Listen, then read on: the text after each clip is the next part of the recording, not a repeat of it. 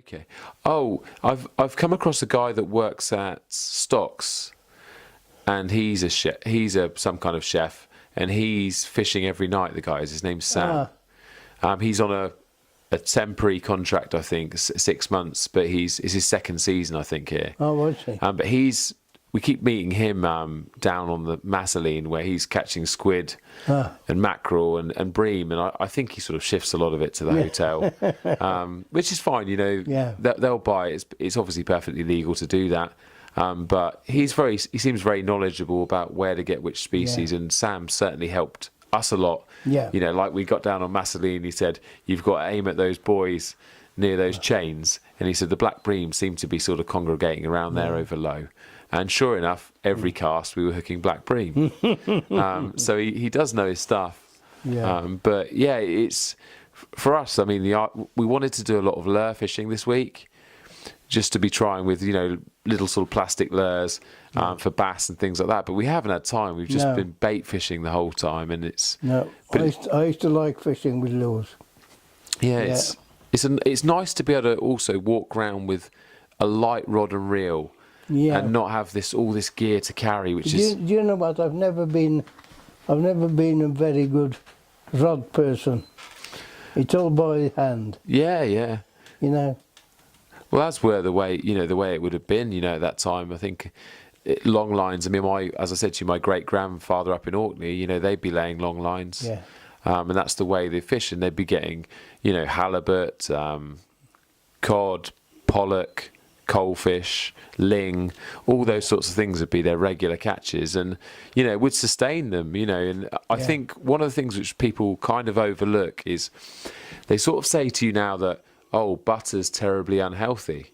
Well, when I look at my relatives up in Orkney, they're all living to between 90 and 95, 96. And so they're not doing too all bad. They're having is butter, fish and potatoes. Yeah. So, and whiskey. Yeah. So you have to sort of say all the things that are on the list that they tell you can't eat now. Yeah, if you're living to your, you know, my gran and her first cousin, I think both were 96 when they died.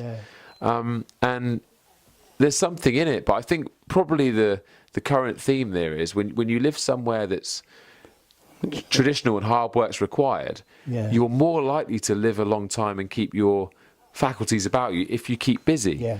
And so it's not just the diet of fresh fish that's I think especially when you've got an interest, and you think only, you know, there's my brother. He's finished fishing this year, but he thinks nothing about the fishing.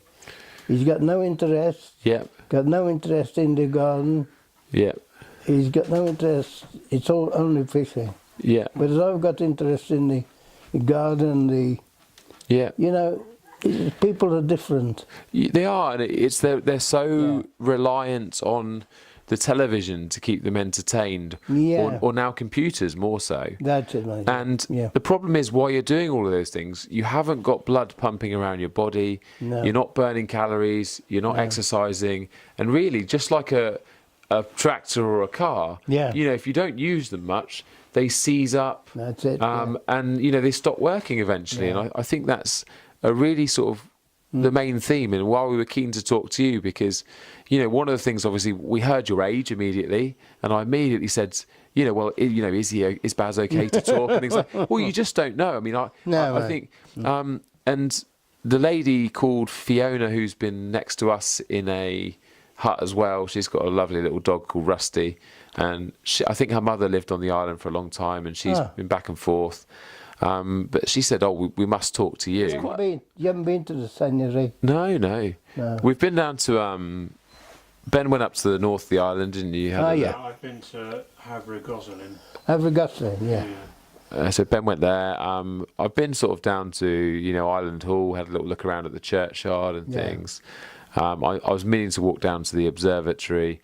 We've been photographing the Milky Way at night. Yeah. Just with the big camera. But you're going to have to come again, you know. 100%. You know, well, the tourist board have actually got us over here. Yeah. So we spoke to them, and they said, "Yeah, we'll organise the accommodation." And Condor said, "Who's in charge of that?" It's a lady called Beth that I spoke to. and Beth said she'll organise the I bet, yeah. accommodation, Yeah. but Condor were happy enough to give us the ferries, Yeah. so that kind of got us over here. But Good. I'm if they're happy with this article that comes out of it and all the photography, Yeah. you know, I'm happy to come straight back out again. Really, even if it's next month, I'd be happy to come back out and try again, because there's a lot more fishing that we'd like to do. We've had such. Spend a week on Hogsback, don't you? Yeah, that's pretty much it. We don't talk about that place, by the way. We're gonna have to call it something else. Spine's fine. Yeah.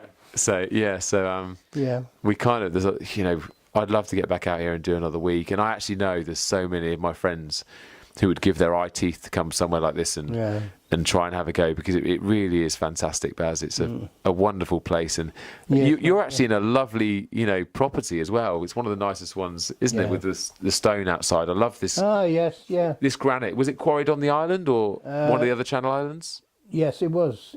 Yeah. Actually, this stone was here. It's existing. Yeah. Existed for years. Because we saw The house on the corner, that belongs to us. Oh, okay. When I inherited it from my cousin, and we had big ideas of rebuilding it because it was in a bit of a state. Yeah. We thought we could do a good job, and when they started looking, they said, "There's only one thing to do: is knock the whole place down." Oh, right. So we knocked the whole thing down, rebuilt it, the big house. So Sue does B&B Oh, right. Okay. there, and then here we live here. We're just her and I. I did When actually. our kids Yeah.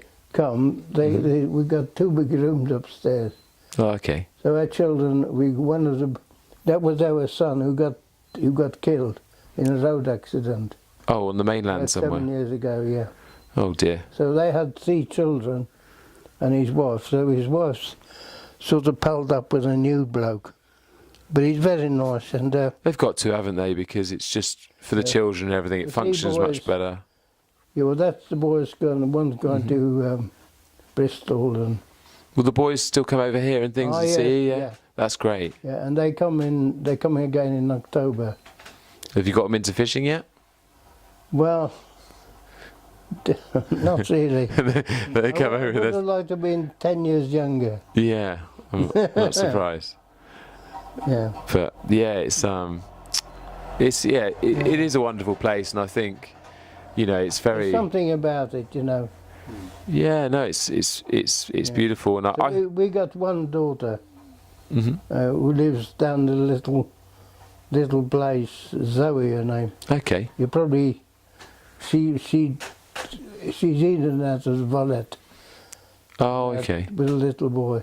We may well have seen her then. Yeah. We've seen a few. We're on such antisocial hours at the moment. We're sort of crawling back in there at 3 a.m., sleeping till lunchtime, and then grabbing the gear, and we're straight back out again. So that's pretty much our pattern. Would you at the like moment. a cuppa? Yeah, we could do a couple. Yeah, that'd Yeah. be great. Yeah. Do you want me to make it, or?